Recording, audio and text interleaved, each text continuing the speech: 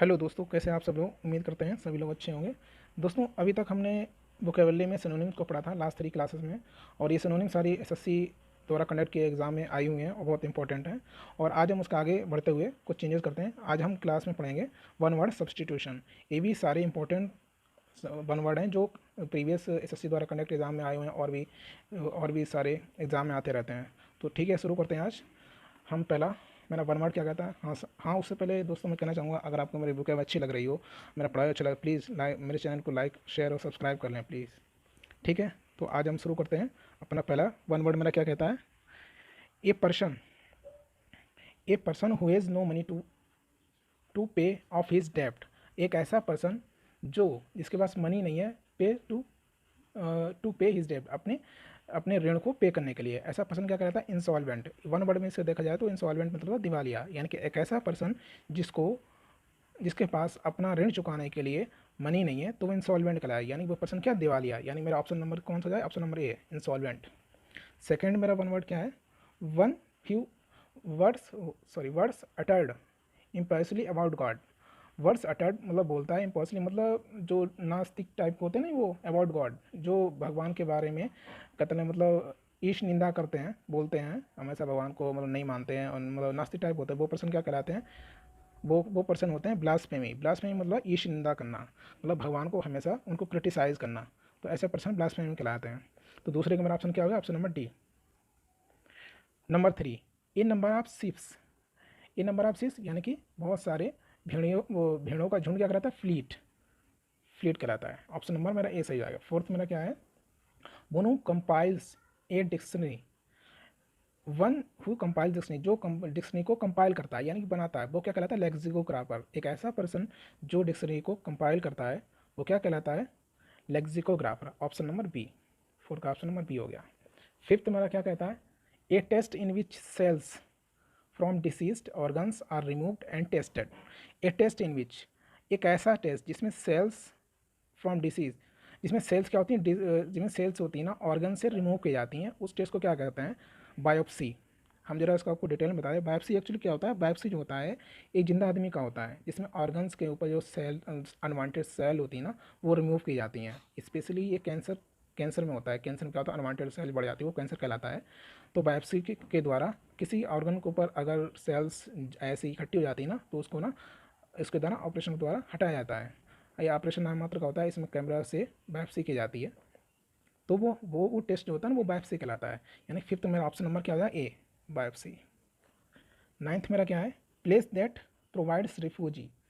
एक ऐसा प्लेस जो रिफ्यूजी मतलब शरणार्थियों के लिए प्रोवाइड कराया जाता है, उसे क्या कहलाता है, एजाइलम, शरणार्थी स्थल। नाइन्थ का मेरा ऑप्शन नंबर क्या हो जाए, डी। टेंथ मेरा क्या है, ए पर्सन हु गैम्बल्स और बैट्स। एक ऐसा पर्सन जो गैमल्स मतलब जुआ खेलता है और बैट्स मतलब शर्त लगाता है, ऐसा पर्सन क्या कहलाता है, पाउंटर। सीधा सिंपल है, पाउंटर कहलाता है। ऐसा पर्सन जो जुए खेलता है और शर्त लगाता है वो पाउंटर कहलाता है। मतलब पाउंटर मतलब कह सकते हैं जुआरी टाइप का आदमी पाउंटर होता है। सिनोनिम नंबर वो सॉरी वन वर्ड 11। 11 मेरा क्या कहता है, art of writing of news papers and magazines. Art of writing मतलब लिखने की कला for news paper and magazine. Magazine और न्यूज़ पेपर लिखने की कला क्या कहलाता है, वो क्या कहलाती है, जर्नलिज्म। जर्नलिज्म एक क्या होता है, कोर्स होता है जो पत्रकारिता के लिए कराया जाता है। उसमें क्या है, उसमें यही बताया जाता है कि मतलब किसी न्यूज़पेपर कैसे लिखना है, मैगजीन कैसे निकला है जो इफेक्टिव हो और जिससे जनता इंप्रेस हो। तो वो हमारा किसके अंतर्गत आता है, जर्नलिज्म होता है। यानी कि 11 का मेरा क्या हो जाएगा, बी, जर्नलिज्म। 12 क्या है, an abandon child of unknown parents who is found by somebody. A abandon एक बिछड़ा हुआ बच्चा, अननोन पेरेंट जो जिसके मतलब अननोन पेरेंट जो जिसके माता पिता का पता नहीं, who is founded by someone जो किसी के द्वारा पाया गया है। यानी कि एक ऐसा बच्चा जिसके माता पिता द्वारा खो गया है, बिछड़ गया है, तो ऐसे बच्चे को क्या कहते हैं, फाउंडलिंग। यानी कि माता पिता से बिछड़ा हुआ बच्चा कहलाता है फाउंडलिंग। यहाँ 12 का नंबर हो जाएगा ए। दोस्तों हम आपसे कहना चाहेंगे, अगर मतलब ये हम आपको पढ़ाते जा रहे हैं तो बर्ड में प्लीज़ कॉपी पेन लेके ना बैठें और जो हम बोलते जा रहे हैं ना उसको नोट करते चलें, क्योंकि ये मैं एक एक एक्सप्लेनेशन करके पढ़ा रहा हूँ बहुत ही अच्छे से रियलिटी में। और इसका ही इतने इजी वे में पढ़ा रहा हूँ कि आपको एक ही बार में लर्न हो जाएंगे। तो प्लीज़ आपसे रिक्वेस्ट है कि मतलब कॉपी पेन लेके बैठें और इसको नोट डाउन करते चलें, तो आपको और अच्छे से समझ में आएगा। ठीक है, 12 हो गया। नेक्स्ट स्लाइड देखते हैं।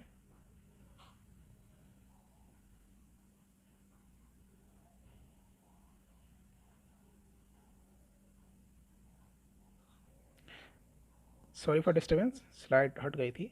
देखते हैं नेक्स्ट स्लाइड मेरा क्या कहता है। नेक्स्ट नेक्स्ट मेरा वन वर्ड क्या है, 5 तक हो गए थे मेरे। ओके, 5 फाइव सी हो गया था, हाँ। तो मेरा इधर 6 है। 6 मेरा क्या है, a small room in big house, hotel, ship etc where glasses dishes spoons food etc are kept. एक small room in big house, एक किसी बड़े घर में स्मॉल रूम एक किसी बड़े घर में, होटल में या शिप में small room, where glasses dishes, जहाँ ग्लास डिशेज और स्पून चम्मच फूड etc आर रखे जाते हैं, वो क्या कहलाता है मेरा पेंट्री। पेंट्री एक रूम होता है जिसकी पेंट्री एक रूम होता है जहाँ जो है ना जो पेंट्री एक किसी होटल घर में या शिप जो होते हैं उनमें एक रूम होता है जहाँ गिलासेस डिशेस स्पून्स और फूड वहाँ रखा जाता है। तो उस जगह को, उस रूम को क्या कहते हैं, पेंट्री। ओके, तो इसका आंसर क्या हो जाएगा, ऑप्शन नंबर बी। 6 का आंसर ऑप्शन नंबर बी हो जाएगा, पेंट्री। तो उस रूम को क्या कहते हैं, पेंट्री, जहाँ पर ग्लासेस डिशेज स्पून्स रखे जाते हैं, वो क्या कहलाता है मेरा, पेंट्री। क्लियर है। नेक्स्ट देखते हैं 7। ए foreigner who settle in a country, एक विदेशी जो सेटल्स इन ए कंट्री, जो किसी कंट्री में सेटल हो गया, इमिग्रेंट, वो कहलाता है इमिग्रेंट। एक ऐसा पर्सन जो बाहर से आके अपने देश में सेटल हो जाता है तो वो इमिग्रेंट कहलाता है। तो ये इसका ऑप्शन नंबर ए हो जाएगा, इमिग्रेंट। इसका अच्छा ऑप्शन एक पर, और इसका ऑप्शन नंबर बी देखिए, एक इमिग्रेंट, IMMIGRENT इमिग्रेंट, एक है इमिग्रेंट। इमिग्रेंट होता है बी ऑप्शन, EMI, इसका मतलब होता है जो व्यक्ति अपना देश छोड़कर दूसरे देश में सेटल हो जाए, वो इमिग्रेंट कहलाता है। यानी कि ये ए और बी आपस में क्या है, एक दूसरे अपोजिट है। ठीक है, इमिग्रेंट ऐसा पर्सन जो बाहर से आके अपने देश में सेटल हो जाए तो इमिग्रेंट कहलाता है, वो ऑप्शन मेरा ई हो जाएगा। और जो बी है वो क्या है, अपने देश का नागरिक दूसरे देश में सेटल हो जाए, वो इमिग्रेंट कहला जाएगा। क्लियर है। अब देखते हैं 13 में क्या कहता है, part of a country behind the coast or a river bank. Part of किसी कंट्री के पीछे का हिस्सा, किसी part of country behind the coast or river, किसी कंट्री के पीछे का हिस्सा, रिवर बैंक के पीछे का हिस्सा क्या कहलाता है, हिंटरलैंड। एक ऐसी ज़मीन जो किसी, एक कंट्री की ऐसी ज़मीन जो किसी रिवर के किनारे हो या कोस्ट के किनारे हो या किसी तट के किनारे हो, वो क्या कहलाती है, हमारे हिंटरलैंड कहलाती है। यानी 13 का ऑप्शन नंबर सी हो जाएगा, हिंटरलैंड। हिंटरलैंड जर्नलाइज्म हो गया था, ओके फाउंडिंग हो गया था। ओके 13 हो गया। अब 14 मेरा क्या है, 14 है मेरा, a written statement about someone's character usually provide by an employer. बहुत इंपॉर्टेंट है। A written statement about someone's character, किसी के कैरेक्टर के बारे में रिटन स्टेटमेंट दिया जाता है, यूजुअली ए एम्प्लॉयर को प्रोवाइड किया जाता है। यानी किसी के कैरेक्टर बारे में, इसे बोलते हैं करेक्टर सर्टिफिकेट, चरित्र प्रमाण पत्र, किसी कंपनी के द्वारा दिया जाता है। बता दिया जाता है ये एम्प्लॉय अच्छा है, मतलब इसका चाल चलन अच्छे हैं और मुझे इससे कोई प्रॉब्लम नहीं है और इसका व्यवहार बहुत अच्छा रहा है, तो वो किसी कंपनी द्वारा किसी एम्प्लॉय को प्रदान कर दिया जाता है, तो वो कहलाता है टेस्टिमोनियल। ये स्पेशली कंपनी द्वारा ही किसी एम्प्लॉय को प्रदान दिया जाता है।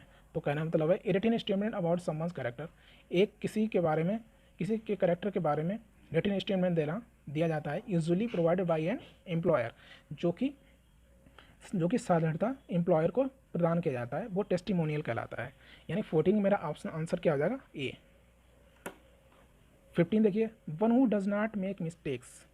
15 है, one who does not make mistakes, एक ऐसा पर्सन जो गलती नहीं करता है या उसने गलती करने की संभावना नहीं होती है, तो इनफॉलिबल कहलाता है। वो पर्सन क्या कहलाता है, इनफॉलिबल। 15 तक हो गए। नेक्स्ट आगे बढ़ते हैं। 15 तक हो गया, मेरा 8 से शुरू होगा। 8 मेरा क्या कहता है, doing something according to one's own free will. ठीक है, एक ऐसा पर्सन जो खुद की इच्छा के अनुसार सब कुछ करने लगता है, मतलब खुद की इच्छा कहते हैं ना, तो वो खुद के हिसाब, वो खुद में उसमें कोई स्वार्थ नहीं होता, हमेशा दूसरा पर उपकार करता रहता है। मतलब doing something according to one's will, जो अपनी इच्छा के अनुसार करे, वो कहलाता है वॉलंटियर। वॉलंटियर पर्सन वो होते हैं जो अपनी इच्छा के अनुसार, अपनी इच्छा अनुसार दूसरों को भलाई करते रहते हैं, तो वो क्या कराते हैं, फ्री विल, अपनी इच्छा अनुसार फ्री विल वो कराते हैं मेरे वॉलंटियर पर्सन कहलाते हैं। यानी 8 का आंसर नंबर मेरा क्या हो जाएगा, सी। 16 देखें, able to use that left hand and right hand equally well. Able to use left hand and right hand equally well, एक ऐसा पर्सन जो योग्य है लेफ्ट हैंड राइट हैंड दोनों तरीके से यूज़ करने के लिए, एक ऐसा पर्सन जो लेफ्ट राइट हैंड दोनों को एक साथ यूज़ कर सकता है, तो वो क्या कहलाता है मेरा एम्बीडेक्स्टरस। एम्बीडेक्स्टर वो पर्सन होता है जो एक साथ अपने दोनों हैंडों को यूज़ कर सकता है। जैसे आपने 3 इडियट देखी होगी, उसमें जो वायरस होता है, जो पढ़ाता है, जो टीचर होते हैं, वो दोनों हाथ से एक साथ लिखते हैं, तो वो एग्जाम्पल है कि अच्छा वो एक कहने मतलब वो कह सकते हैं वो एम्बीडेक्स्टर पर्सन था, एम्बीडेक्स्टरस पर्सन था जो एक साथ अपने दोनों हाथों को यूज़ करने के एबल था, यानी एक साथ दोनों हाथों को लिख सकता था। तो मेरा 16 का ऑप्शन मेरा क्या हो जाएगा, एम्बीडेक्स्टरस। आगे देखते हैं 17।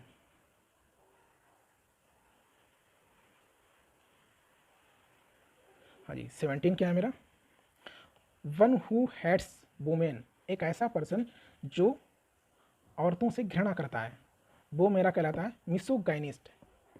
ठीक है, औरतों से घृणा करने वाला पर्सन मिसोगाइनिस्ट कहलाता है, यानी ऑप्शन नंबर मेरा डी सही हो जाएगा। ये सिस्टम ऑफ नेमिंग थिंग्स, ये सिस्टम ऑफ नेमिंग थिंग्स, चीज़ों का नामकरण करना क्या कहलाता है, नॉमिनिक्लेचर। नॉमिनिक्लेचर में होता है किसी चीज़ का हम नामकरण करते हैं, जैसे हमने इंटर पढ़ा है केमिस्ट्री आईपीएससी नाम होते हैं, उनका नॉमिनिक्लेचर का किसी भी केमिकल का एक केमिकल नाम होता है, फिर उसका आईपीएससी नाम, वो नॉमिनिक्लेचर कहलाता है, आईपीएससी नाम नॉमिनिक्लेचर। उसी प्रकार से किसी भी वस्तु का नामकरण कहलाता है, नॉमिनिक्लेचर कहलाता है। तो 18 का ऑप्शन नंबर डी हो जाएगा, ऑप्शन नंबर डी। 19 मेरा क्या है, ए राइज्ड पैसेजवे इन ए बिल्डिंग, ए रेस पैसेजवे इन ए बिल्डिंग, किसी बिल्डिंग में ए उठा हुआ रास्ता क्या कहलाता है, वॉकवे, जिसमें ना आराम से लोग चलते हैं, वो मेरा कहलाता है walkway. 20, A cure for all diseases, एक ऐसी दवा जो सभी में लाभदायक होती है, वो कहलाती है पैनासिया। पैनासिया का वन वर्ड नाम है रामबाण, पैनासिया को रामबाण भी बोलते हैं, यानी पैनासिया ऐसी दवा होती है जो सारी डिसीज़ में काम आती है, तो क्या कहलाएगी, पैनासिया। यानी 20 का मेरा ऑप्शन नंबर क्या हो जाएगा, बी। 21 मेरा क्या कहता है, one who can not speak, ऐसा पर्सन, एक ऐसा person who can not speak जो बोल नहीं सकता, बट डम कहलाता है, यानी कि गूंगा। तो 21 का ऑप्शन मेरा क्या हो जाएगा, मेरा बी। दोस्तों आई होप आपको समझ में आ रहा होगा मैं पढ़ा रहा हूँ सर, तो आपसे रिक्वेस्ट है प्लीज़ चैनल को सब्सक्राइब जरूर करें और शेयर भी कर दें अपने दोस्तों, ताकि सब लोग इस ज़्यादा लाभ उठा सकें। ठीक है, तो 30 मेरा क्या है, a action for of looking with in or into ones on mind. An action एक ऐसा कार्य, of looking with in on mind, with of looking मतलब अपने दिमाग में चिंतन या मनन करना, इन ऑन माइंड अपने माइंड में ही सोचना विचार करना, एक ऐसा काम जिसमें हम अपने दिमाग में चिंतन करते हैं, मनन करता है, वो क्या कहलाता है, इंट्रोस्पेक्शन। इंट्रोस्पेक्शन होता है आत्मचिंतन। तो इसका आंसर मेरा 13 क्या हो जाएगा, इंट्रोस्पेक्शन, आत्मचिंतन करना। एक ऐसा पर्सन जो अपने खुद ही अपने दिमाग में सोचता रहता है, और वो ये पॉजिटिव सोचता है, नेगेटिव नहीं, मतलब पॉजिटिव सोचता है, किसी भी प्रॉब्लम का सोल्यूशन लुकिंग होता है सर्च करना, किसी भी समस्या का समाधान करने के लिए सोचता रहता है, वो क्या रहता है मेरा इंट्रोस्पेक्शन। 13 का मेरा आंसर क्या हो जाएगा, सी। 31 देखते हैं, to confirm with the help of evidence, to confirm with the help of evidence, सबूत के सहारे से किसी चीज़ को कन्फर्म करना क्या कहलाता है, कोरोबोरेट। सबूत के आधार पर, एविडेंस मतलब सबूत के आधार पर किसी चीज़, सबूत की सहायता से किसी चीज़ को कन्फर्म करना कोरोबोरेट कराता है, जिसमें क्या होता है, तो इसका 31 का आंसर हो जाए। कोरोबोरेट में क्या होता है, जैसे कि कहीं इंसिडेंट कोई घटना घटित हुई, तो वहाँ पे सबूत कोई सुराग मिल ही जाता है, उसके आधार पर पुलिस जो है ना इन्वेस्टिगेट करती है, तो वो जो एविडेंस कहलाते हैं वो कोरोबोरेट होते हैं। ठीक है सर। 32 देखिए, 32 है, one who is dweller in art science or literature. One who is dweller मतलब प्रेमी, एक ऐसा पर्सन हु डेवलर जो आर्ट साइंस और लिटरेचर का प्रेमी है, वो क्या कहलाएगा, डिलेंटेंट। इसका 32 का आंसर हो जाएगा मेरा ए हो जाएगा। 32 का आंसर ए हो जाएगा, यानी एक ऐसा पर्सन जो कला प्रेमी है, साइंस प्रेमी है और लिटरेचर प्रेमी है, वो कहलाया डिलेंटेंट कहलाया। 33 विजिबल है, दिख रहा है, ए time between midnight and Noon, A time between midnight और नून, एक एंटी मेरेडियन एक ऐसा टाइम जो मिडनाइट आधी रात को और नून के बीच क्या कहलाया जाएगा, anti Meridian. Actually anti Meridian को ही हम एएम बोलते हैं, एएम की फुल फॉर्म एंटी मेरेडियन है, तो आधी रात के बाद 12 बजे बाद क्या शुरू हो जाता है, 12 बजे के बाद AM शुरू हो जाता है और ये नून तक रहता है। तो ये जो AM हमारा चलता है ना वो एंटी मेरिडियन कहलाता है। तो 33 का आंसर मेरा क्या होगा, इसमें सी, एंटी मेरिडियन दे रखा है, थोड़ा विजुअल नहीं है, तो इसका आंसर मेरा क्या हो जाएगा, सी, एंटी मेरिडियन। ठीक है सर, 33 हो गया एंटी मेरिडियन, एंटी मेरिडियन इसका आंसर हो जाएगा। अब 34 से शुरू करते हैं।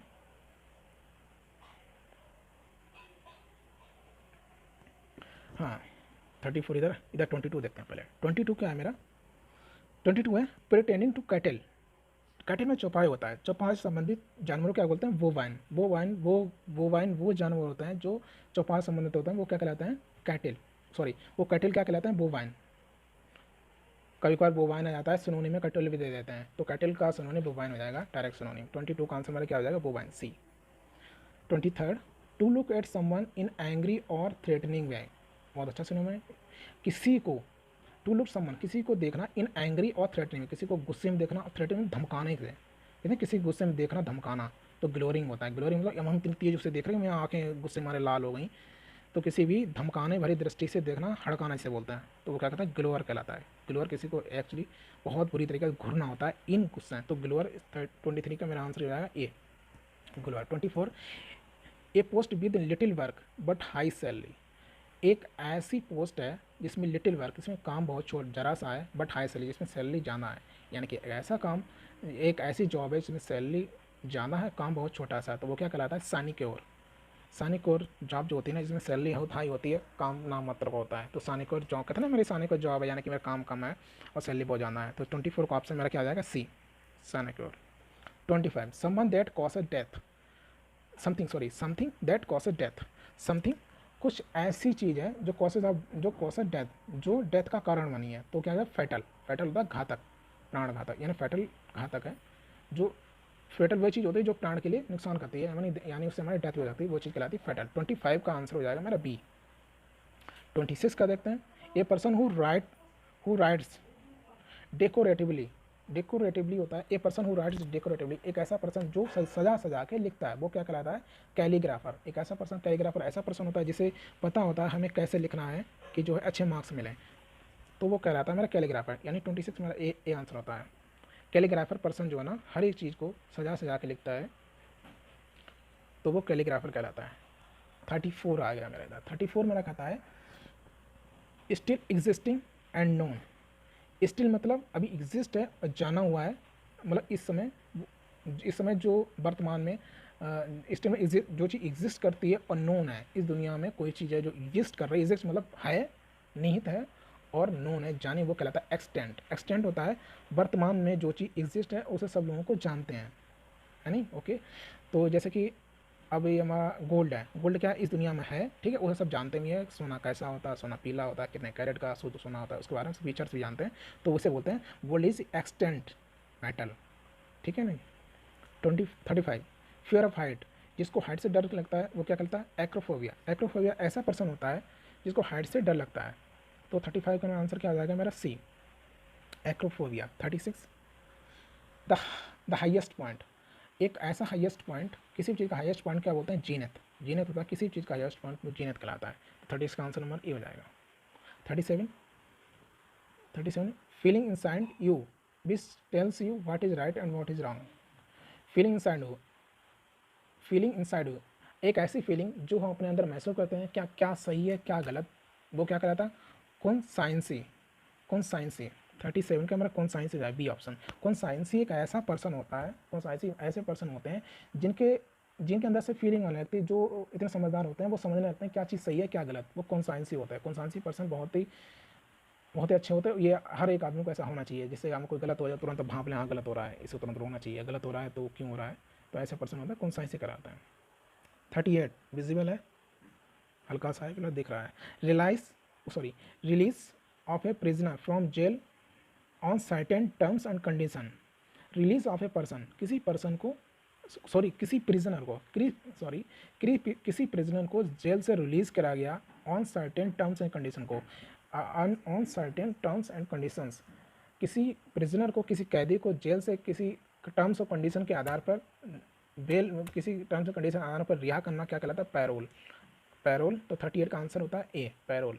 हम जरा डिटेल में बता, पैरोल जो होता है किसी पर्सन को रिलीज़ किया जाता है, उसे बता दिया जाता है कि आपको शर्त दी जाती है आप जो ना एक देश छोड़ के नहीं जा सकते हैं, आपको मतलब इतने दिनों बाद फिर आना होगा, तो ये कंडीशन रख दी जाती हैं, फिर उसे रिलीज़ किया जाता है, फिर उस कैदी को छोड़ा जाता है। तो ये क्या होता है, सर्टेन टर्म्स एंड कंडीशंस हो जाती हैं, तो वो क्या होता है, वो पैरोल होती है। जैसे संजय दत्त को पैरोल मिली थी 15 दिन के लिए, वो कारण दिया गया उनकी हेल्थ प्रॉब्लम या वाइफ को प्रॉब्लम देखे, तो हेल्थ प्रॉब्लम देखे अगर तो कंडीशन रखी गई आप 15 दिन बाद फिर से कोर्ट में हाजिर होना, मतलब फिर आपको जेल में आना होगा, तो वो पैरोल ये कहलाती है। देखते हैं नेक्स्ट स्लाइड में।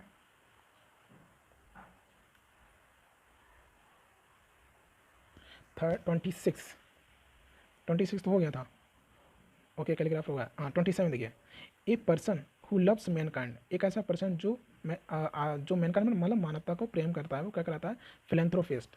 फिलैंथ्रोपिस्ट ऐसा पर्सन है जो मानवता प्रेमी होता है, फिलैंथ्रोपिस्ट मतलब मानवता प्रेमी। 28 capable of being interpreted in two waves, capable of being interpreted in two ways, एक ऐसी चीज़ जिसको इंटरप्रेट व्याख्या करना या बताना टू वेज मतलब बताया जा सकता है, तो वो क्या कहलाता है, एम्बिगुअस। एम्बिगुअस ये कहता है एम्बिगुअस, तो उसका मतलब वो एम्बिगुअस मतलब स्पेशली होता है एक ऐसी सिचुएशन है जिसमें हम कन्फ्यूज हो रहे हैं कि मतलब कन्फ्यूज हो रहा है या मतलब समझाने में कि क्या ये इस तरीके से बोलो, ये तो सही इस तरीके से बोलो, तो एम्बिगुअस करके सिचुएशन हो जाती है। इसमें एम्बिगुअस करके दो सिचुएशन ऐसी हो जाती है जिसके तुम्हारे सामने दो रास्ते हैं, दोनों सही है, तुम इस चक्कर में पड़ गए कि कौन से रास्ते जाएं जैसा कि हम जल्दी से जल्दी पहुंच जाएं, जल्दी सफलता में, तो वो एम्बिगुअस सिचुएशन होती है, ठीक है ना।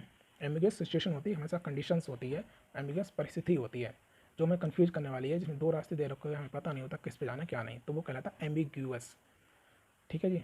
29 देखिए, one who has narrow and prejudiced religious views, one who is narrow and prejudiced, एक ऐसा पर्सन जो बहुत ही नैरो थिंकिंग रखता है, प्रोजुडाइज्ड रिलीजियस व्यू, जो प्रोजुडाइज मतलब उसके प्रोजुडाइज रिलीजियस मतलब उसके जो धार्मिक विचारधारा है बहुत ही कट्टर टाइप की है, वो नैरो थिंकिंग रहता है कट्टर, तो वो कहता है बायगॉट। बायगॉट ऐसे पर्सन होता है जो धर्म, बायगॉट एक वन वर्ड होता है, वन मतलब सीधे हिंदी में होता है धर्मांध, जो धर्म में अंधे होते हैं, जो भूल जाते हैं कि क्या मतलब सही है क्या गलत है, तो वो धर्म के विरुद्ध धर्म के लिए लड़ने काटने मारने को तैयार हो जाता है, ऐसा कहते हैं बायगॉट, कट्टर, ये निगेटिव सेंस में होता है बायगॉट। 29 हो गया, 38 इधर हो गया था, हाँ 39 लॉस ऑफ मेमोरी, मेमोरी का खोना क्या कहलाता है, एमनेसिया, एमनेसिया होता है loss of memory. 40 A struggle helplessly, flounder, helplessly struggle करना, इसको मतलब हेल्पलेसली जो सहायता ना हो वो क्या कहता है, फ्लाउंडर, हेल्पलेसली खुद को स्ट्रगल करना फ्लाउंडर कहलाता है। 41 मेरा क्या है, one who tends to take hopeful view of life, one who tends to take hopeful view life, एक ऐसा पर्सन जो लाइफ में होपफुल होता है हमेशा, तो वो क्या कहलाता है, ऑप्टिमिस्टिक, वो आशावादी होता है, तो ऑप्टिमिस्टिक। तो 41 का आंसर हो जाएगा option number D, optimistic. Optimistic वो पर्सन होते हैं, 41 का मेरा आंसर हो जाएगा डी।